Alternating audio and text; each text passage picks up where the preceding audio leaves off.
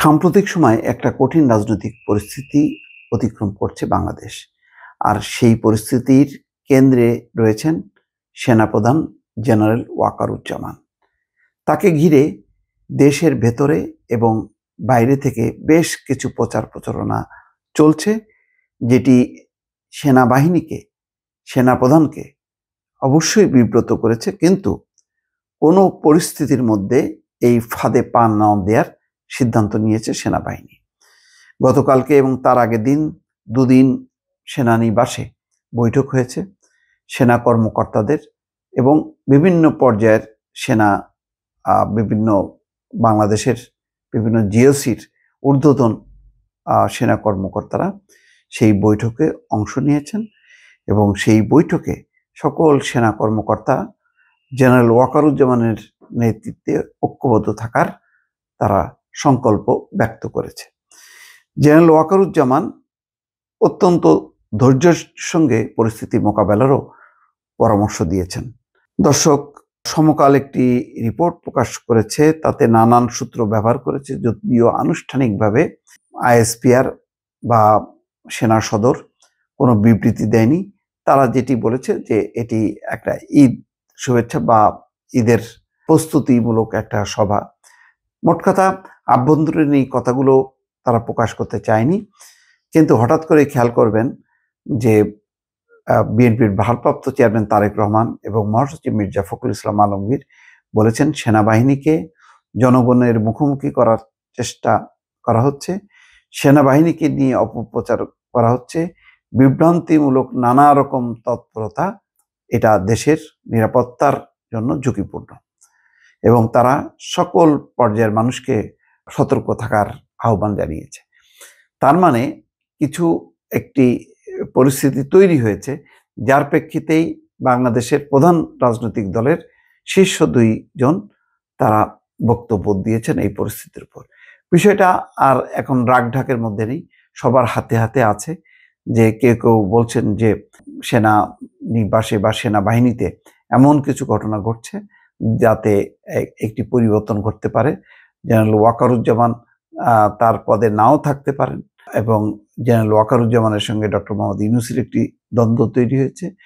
General Wakeruzzaman Awami লীগকে নির্বাচনে অংশ নেয়ার এবং সেটি ভারতের যে পরিকল্পনা সেটি বাস্তবায়নের চেষ্টা করছে। এইভাবে ব্যাপকভাবে প্রচার প্রচারণা চালানো হয়েছে এবং এই ক্ষেত্রে যেই হাসনাত আবদুল্লাহ প্রকাশ্যে পোস্টে সেই কথাগুলো বলা, তার মতন করে সার্জিস আলম তার উত্তর দিয়েছে, অন্যান্যরাও এতে অংশ নিয়েছে। কিন্তু খেয়াল করবেন যে সেনাবাহিনীর পক্ষ থেকে কিন্তু কোনো বক্তব্য দেওয়া হয়নি এবং তারা একেবারেই এই ব্যাপারে নীরব। কেবলমাত্র নেত্র নিউজের কাছে বলেছে যে এটা উদ্ভট হাস্যকর গল্প, অর্থাৎ পুরো বিষয়টি উড়িয়ে দিয়েছে যে একটা সৌজন্য সাক্ষাৎ, সেই সাক্ষাতে খোলামেলা অনেক আলাপ আলোচনা হয়, সেই আলাপ আলোচনাগুলোকে সিরিয়াসলি মানে একদম প্রস্তাব আকারে বা আনুষ্ঠানিক বৈঠক আকারে নিয়ে আসাটাকে, এটাকে তারা উদ্ভট এবং মানে একটা আজব গল্প হিসেবে উড়িয়ে দিয়েছে।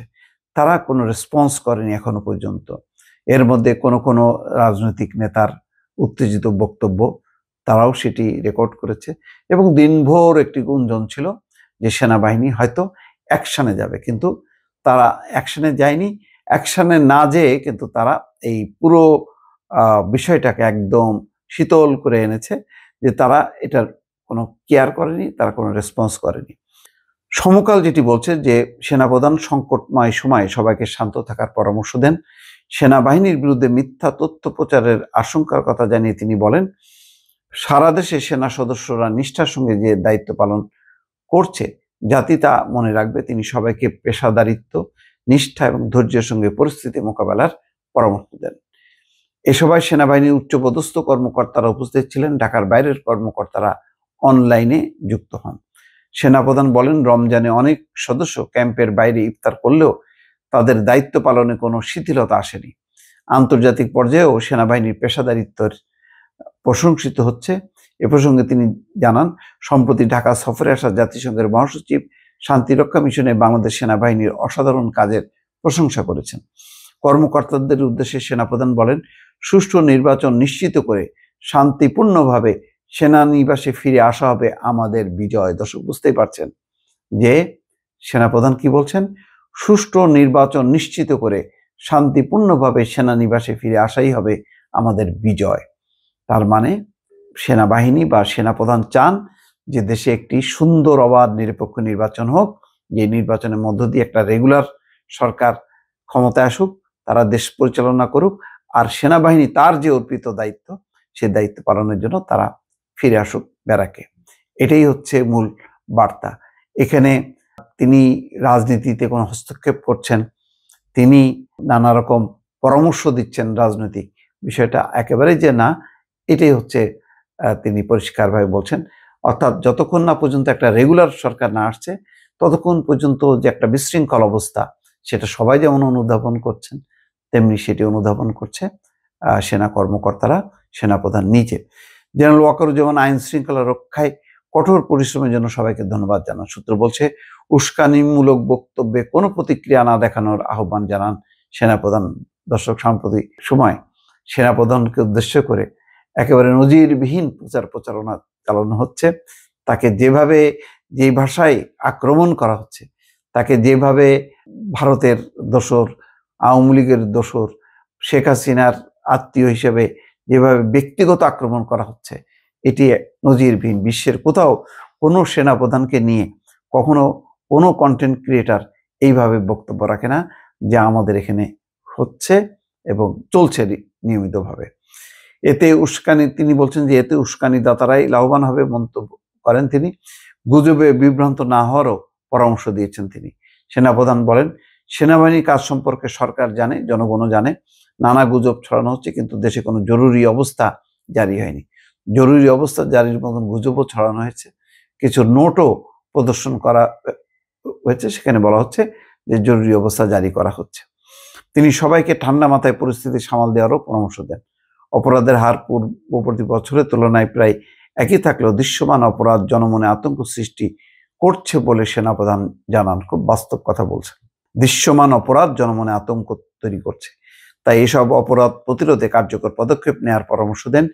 যে কোনো ব্যবস্থা গ্রহণের ক্ষেত্রে অবশ্যই দৃঢ়তা বজায় রাখার কথা বলেন। তার মানে টাফ অ্যাকশনে হয়তো সেনাবাহিনীর যেতে পারে, তেমন একটা ইঙ্গিত কিন্তু রয়েছে এই বক্তব্যে। উগ্রপন্থার অনুসারীরা যাতে কোনো অস্বাভাবিক কিছু করতে না পারে সে বিষয়ে সতর্ক থাকার কথাও বলেছেন ওয়াকারুজ্জামান।